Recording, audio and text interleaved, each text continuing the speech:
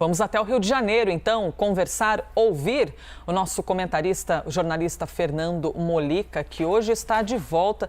Não sei nem se vim bem vestida para essa recepção, viu, Molica? Mas bem-vindo. Obrigado, Elisa. Tudo bem? Bom dia a todos. Saudades da Bom Dia a Todos. Saudades de vocês, saudade aqui de participar do Liberdade de Opinião. Mas Você vai matar a saudade agora, porque já vou trazer o primeiro assunto para, na sequência, ouvir a sua opinião. Manifestantes foram às ruas neste fim de semana em todas as capitais, num protesto que carregava uma mensagem de fora Jair Bolsonaro. O maior protesto foi em São Paulo. De acordo com a Secretaria de Segurança Pública do Estado, 8.000 pessoas se reuniram na Avenida Paulista. Esse público, se somado ao que compareceu aos dois atos anteriores contra o presidente na capital paulista, nos dias 7 e 12 de setembro, totalizou 29.000 pessoas. É um quarto do que, também segundo a Secretaria de Segurança Pública, esteve na manifestação a favor de Bolsonaro no dia 7 de setembro na Avenida Paulista. Fernando Molica, como você avalia, então, os protestos deste fim de semana? Foram protestos importantes para mostrar que uma parcela da população é contra o presidente Jair Bolsonaro, quer o seu impeachment.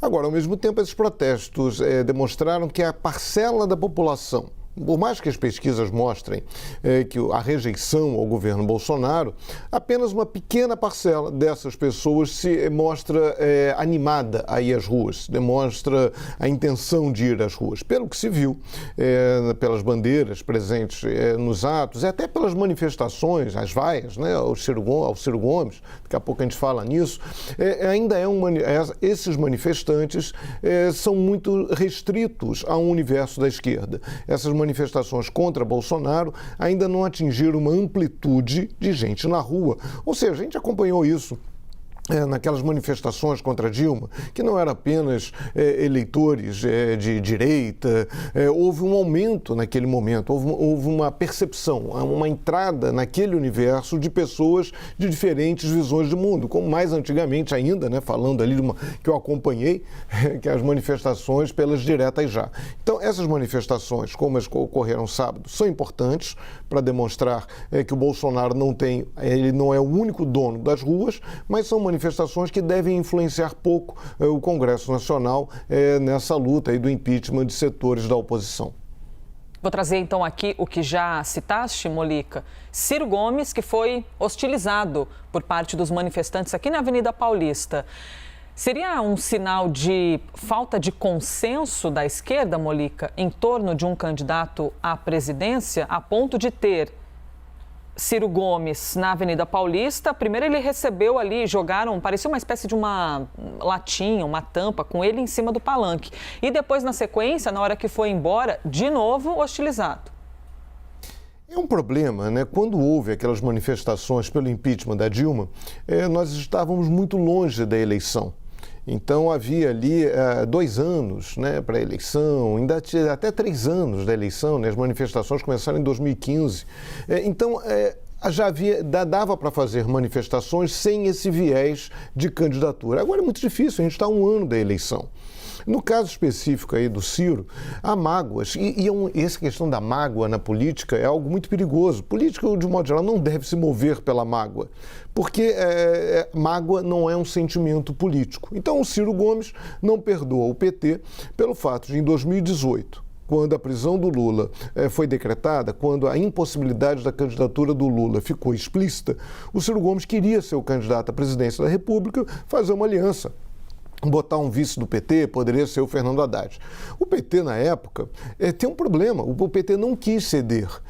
Temia muito a eleição do Ciro e a perda pelo PT de uma certa hegemonia no universo da esquerda. Até porque o Ciro poderia ser candidato, se ganhasse a eleição em 2018, poderia ser candidato à reeleição em 2022. Então, o PT não abriu mão de lançar uma candidatura própria. O Ciro pôde disputar no primeiro turno e não conseguiu ser esse candidato candidato preferido pelos eleitores mais à esquerda. Então, houve uma disputa no primeiro turno, o Ciro ficou fora do segundo turno.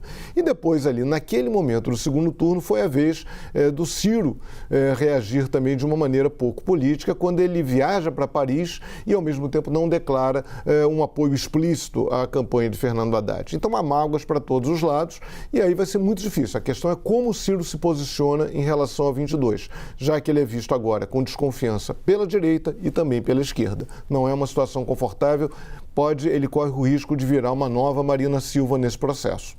Vamos lá. Fernando Mollica, ficaste fora na semana passada, mas imagino que você acompanhou a CPI da pandemia com olhos bem atentos, não é? E agora a gente começa aí mais uma semana, hoje dia 4 de outubro, não tem CPI da pandemia, mas a partir de amanhã os trabalhos retornam nesta que deve ser uma reta final. O presidente da comissão, o senador Omar Aziz, disse que esta vai ser a última semana de depoimentos. Amanhã, então, os senadores vão ouvir Raimundo Nonato, sócio da VTC-Log, a empresa suspeita de irregularidades no Ministério da Saúde. Na sequência, na quarta-feira, o depoente será Paulo Roberto Vanderlei Rebelo Filho, diretor da ANS, a Agência Nacional de Saúde Suplementar. Senadores querem saber se houve omissão da agência reguladora diante das denúncias contra a empresa Prevent Senior. Para quinta-feira, a previsão de um depoente ainda não está marcado, mas a cúpula da comissão quer ouvir um dos médicos que foram demitidos da empresa Prevent Senior. Fernando Mollica, reta final então, com foco na Prevent Senior, que acabou sendo um dos destaques dessa CPI da pandemia. O que devemos esperar para os próximos dias? Olha, essa semana vai ser uma semana que eu estou dizendo que é a semana do cravo e da ferradura. A CPI vai bater no cravo, mas também vai bater na ferradura. Todos os depoimentos têm uma segunda intenção. Tem uma intenção explícita e tem uma intenção implícita. Por exemplo, esse depoimento do Raimundo Nonato, né, da VTC-Log. Essa empresa começou a conquistar contratos importantes no Ministério da Saúde na gestão do Ricardo Barros, quando o hoje líder do governo na Câmara era o ministro da Saúde do então presidente Michel Temer. Então, a CPI vai, inclusive ela é hoje responsável pela distribuição de vacinas. Então a CPI vai questionar, olha, que contratos são esses? Por que você conseguiu esses contratos? Que saques, né? A CPI comprovou, recebeu relatórios mostrando que foram feitos saques milionários na boca do caixa. Por que pegar 400 mil reais, mandar um motoboy pegar 400 mil reais em dinheiro?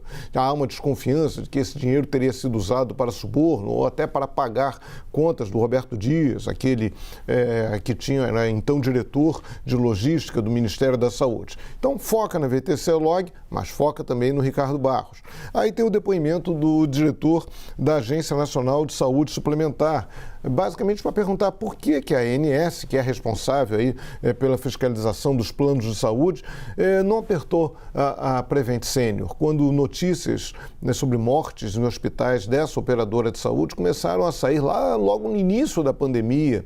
Por que a ANS não fez nada? Ela sofreu pressão do governo federal? Houve alguma relação nisso? E vale lembrar também que esse diretor da ANS, o Paulo Roberto Rebelo Filho, foi chefe de gabinete do Ministério da Saúde na gestão do Ricardo Barros. Então, há a intenção de saber se a ANS foi complacente com a Prevent Senior. E aí vem a outra ferradura da história, o papel do Palácio do Planalto nisso. A Prevent Senior agiu desse jeito só por uma questão de economia, para gastar menos dinheiro, mesmo que isso implicasse na morte de pacientes, ou fez isso com uma espécie de acordo com o Palácio do Planalto, interessado naquela ideia de demonstrar que havia remédios para a CPI. A CPI não tem remédio não. Remédios para a pandemia, naquela ideia de que o presidente insistia muito de liberar o trabalho. Então as pessoas poderiam ir trabalhar, caso se contaminasse, poderia tomar cloroquina, tomar outros medicamentos. Ou seja, a Prevent Senior agiu sozinha ou ela agiu de uma maneira concertada, de uma maneira acordada com o Palácio do Planalto? O pessoal da CPI diz que sim. Ontem eu conversei com o senador Otto Alencar, ele diz não ter a menor dúvida dessa tabelinha entre a Prevent Senior e o Palácio do Planalto, e a CPI vai investir nisso. Elisa. E é um investimento interessante, no mínimo importante, não é, Molica? Porque, como você citou, a ANS é uma agência reguladora que pertence ao Ministério da Saúde, que tem a missão de supervisionar, de ficar em cima ali de todo o trabalho feito pelos planos de saúde. Então, a CPI da pandemia quer saber, né, de que maneira a ANS se comportou e até que ponto esteve de fato atenta a esses movimentos e tratamentos feitos pelos planos de saúde. Relatório final, Molica, da CPI da pandemia se aproxima. Você imagina que esse relatório final deve estremecer as estruturas ou permanecer dentro daquilo que já é previsto? Olha, as duas respostas, porque vai ser um relatório muito forte, é um relatório técnico, mas com um viés político, afinal de contas a CPI é um órgão de investigação político, nesse caso específico formada por senadores, um órgão formado por senadores, então terá esse viés político, tentando mostrar que havia uma concertação, ou seja, que nada disso foi por acaso. O que a CPI vai procurar dizer é que todas as medidas tomadas pelo governo federal, medidas que facilitaram a propagação do coronavírus entre nós, não foram medidas tomadas ao acaso, não foram medidas tomadas da cabeça do presidente Jair Bolsonaro, algo por impulso, não. Havia ali, na visão majoritária da CPI, uma lógica muito bem estruturada. O governo temia que a economia entrasse no buraco que a economia efetivamente entrou, então teria tratado, procurado incentivar o trabalho, ter sido contra o uso de máscaras, ter sido contra a restrição à circulação de pessoas, para que isso não afetasse a atividade econômica. E aí acenava com a possibilidade de cura, com a possibilidade daqueles remédios que não servem para nada, quer dizer, servem para os objetivos daqueles medicamentos, não servem para tratar a Covid.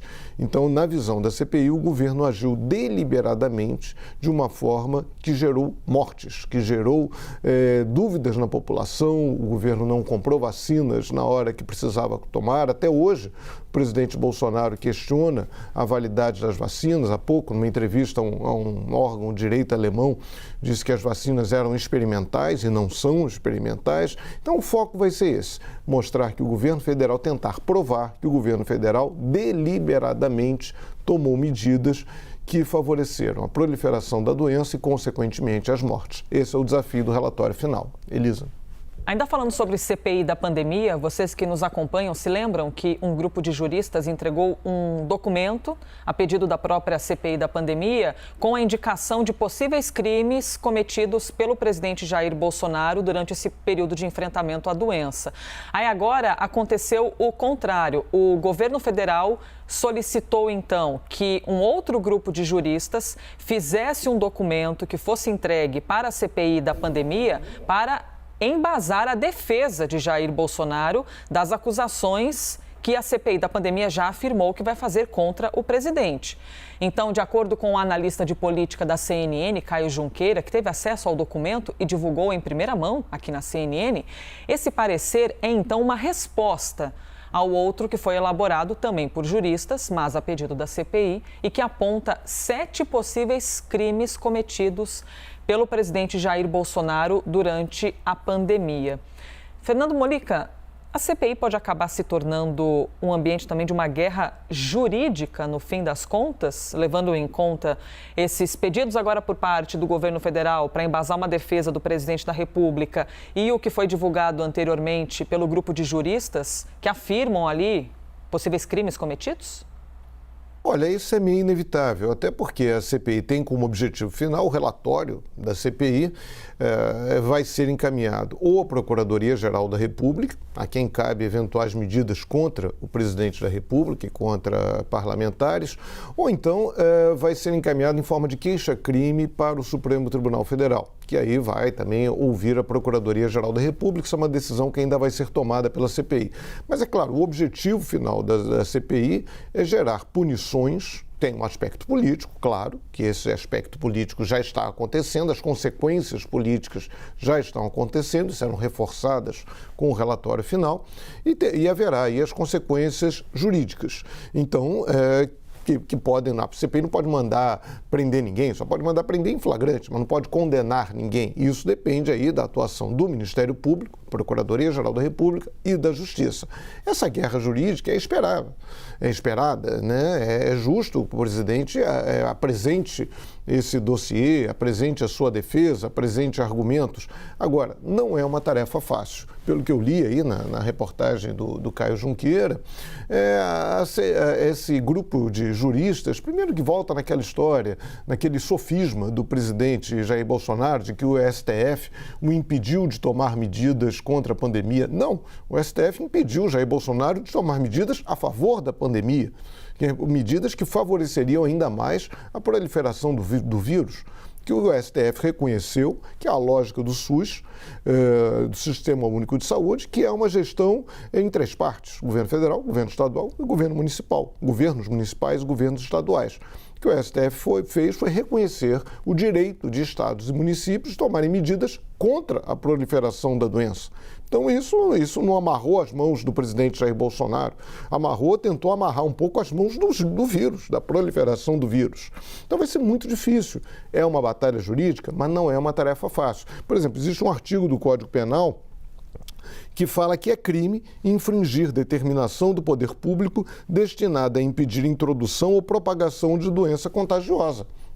Na hora que o presidente não usa máscara, faz aglomeração, recomenda o uso de medicamentos que não têm validade, vai ser difícil não enquadrar o presidente nisso. Mas, enfim, é uma luta jurídica e também política. Elisa. Fernando Molica, chegou ao fim o nosso tempo, viu? Então, bem-vindo de volta e amanhã a gente se vê de novo. Até amanhã. Bom dia para todos.